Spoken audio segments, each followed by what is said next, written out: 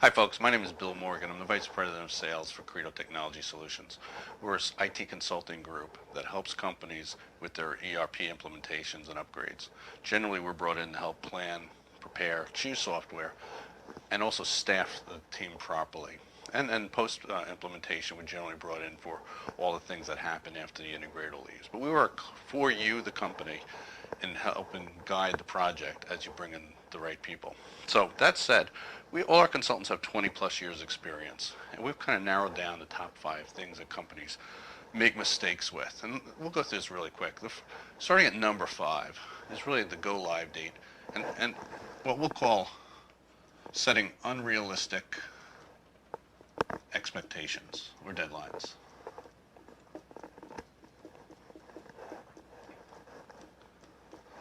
We often run into companies that say, okay, we must have this done by this date, which is fine if those dates are realistic. It might be because it's a year end. It might be because your shipping season starts. Let's assume you're in the snack food business. You have to have orders out by June for the football season, for instance. Those are real deadlines, and we understand those, but don't start the project in April expecting to have the order entry system up by June or July. It's not realistic. So we often run into customers and help guide them on that process of how to manage that project. The other thing is the go live date. The go live date is not the end. The go live date is almost the beginning. You plan for that, you prepare for that, but what happens after? So the next part in that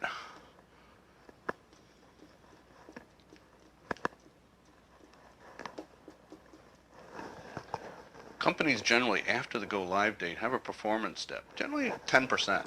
What do I mean by that? A performance step is orders don't get out necessarily as fast as they did.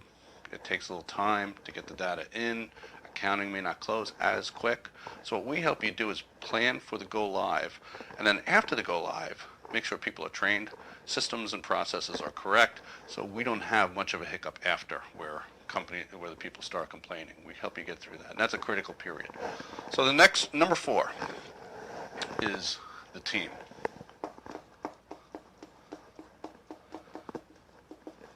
And I should say the A team. 3 mistakes here that companies make. 1, when they choose the integrator, they don't necessarily choose the right company. Why? They're going by price oftentimes. Lowest cost wins. They don't do their homework on the integrator. It might be someone they know, someone they worked with over the years. They love the salesperson. Oftentimes during the presentation in the sales process, they fall in love with the presenter. And then they choose the person based on the team that's there. Well, you know what? That's great. But does the company have the history of success you're looking for? Do they work in your industry? Do they have a history of success? These are the things you're looking for the integrator. The other thing is integrators will fool you, and not on purpose. Most companies, unless you're talking about IBM or Accenture, Deloitte, well, even those guys only have a certain number of very, very skilled professionals that can do the whole project. So what they often will do is they'll put their best people in at the beginning, get it going, they'll go sell another project, and then they'll move on to another project. And then then what comes in is the B team. And you're reintroduced to new people, and some of them are being trained right there on your job. So what you want to do is lock in your integrator in the contract stage and make sure whoever is brought in the beginning stays to the end. So now internal resources is the second problem. Most companies don't have the number of people internally to do the job. Companies today don't have people sitting around. Everybody's full-time busy right now. So now you know if you're going to use internal resources, you're going to pull them off of something day-to-day issues. What you want to plan for, which we help you do, is ensure that you have the right number of resources to do the job. Some of them might be your people. Some of them might be project staff that you bring in temporarily to do this. But the key thing is have the right number of people to do what's necessary. So one of the key things is a business analyst. We absolutely recommend, because we're going to talk about this in a second about the business use, we absolutely need to have the business analysis done up front. Someone who goes through, builds the functional specifications necessary for the business use, not just IT. Last part of that is develop the A team. When you bring in the right resources, you want the right people. You don't want to bring in the 3 month old person, 3 months old, the person who's had 3 months experience, who doesn't really know your business. What you want to bring in is the A team, those business leaders, those individuals who are going to get the most out of the business, who have clout. So the A team has to be individuals in your business who are highly respected, have the business acumen, have the IT acumen, and know and will get the most bang out of the system. And they will help you guide this project along better than someone who just sitting around and has the time. Next thing I'm going to go to is tied to this.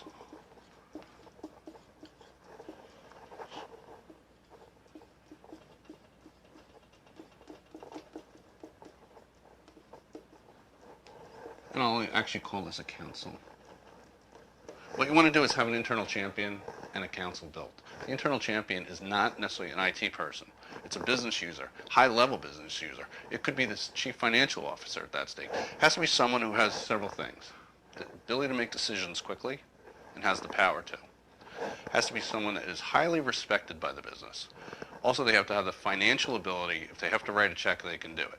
Someone who's going to lead it, who's going to drive it, is going to report to the board of directors or the CEO, whoever's in charge, and will continue to sell the project. Because there's going to be points of the project where the business champion has to keep everybody motivated throughout the company and in the project.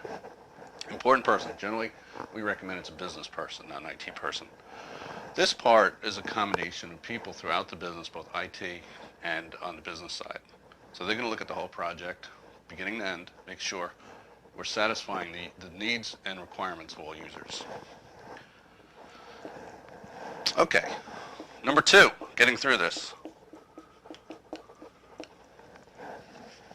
We want to make sure that the data is not thought of halfway through the project. Oftentimes, studies have shown a lot of system implementations don't plan for the conversion of the data or preparing for the type of data that's going to be needed until roughly 2 months into the project. That's way too late. What you have to do is look at the business data that you currently have and the data that's going to be needed for the new system. You have to look at how it's brought in, who's entering it, and we have to plan for that data. How are we going to extract it from the old system? How are we going to transform the data? And how are we going to load it into the new system? So the data is absolutely critical. We help you plan through proper data analysis from the beginning. And finally,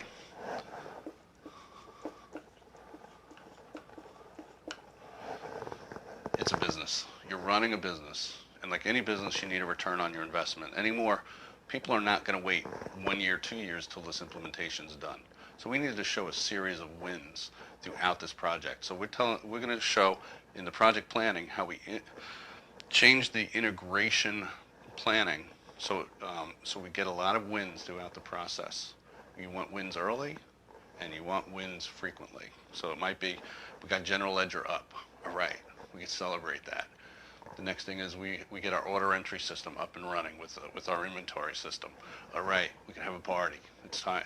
We got a success. We're showing success and wins, and that the system does work. And that ties to what we said about the go live. We want success often, and the go live is just the start. And if we can show a series of those, it's help you much better. So that said, these are 5 things we talked about a lot here that will help you and your company succeed in your next implementation. Credo Technologies, if you look down below, credotechsolutions.com is who you check with, and we'll help you through that.